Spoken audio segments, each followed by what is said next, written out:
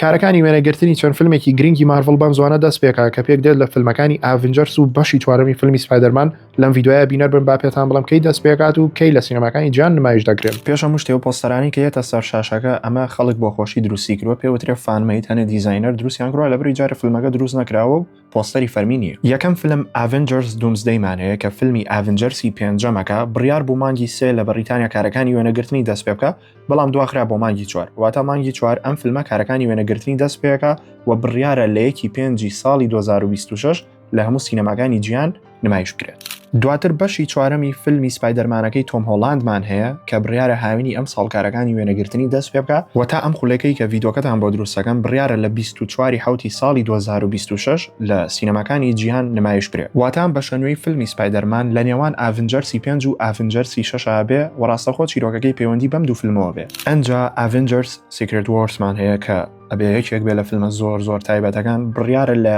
هاوینی ساڵی 2026 کارەکانی وێنەگرتنی دەست پێ بکە و لە بەرواری حوتی 5 ساڵی 2027 لە سینەماکانی جیهان نمایش دەکرێت. ئەم سێ فیلمێک کە بۆم باسکردن بەجددی سێ فیلمی زۆر تایبەتە بەیانی هیچ ڕێی تێناچێت ئەم سێ فیلمە شکست بێنێ و جیاواز لەوە ئەگەر تۆ سێری فیلمەکانی مارڤڵ نەکردووە تا ئەو کاتە ئەتوێ خۆ ئامادە بکەی من لیستێکم بۆ داناون لە یوتیوب کە چۆن بینەری فیلمەکانی مارڤڵ بن ئەتوانن لە بایۆ چنە ناو یوتیوبەکەمەوە و سێری ڤیدۆکە بکەن.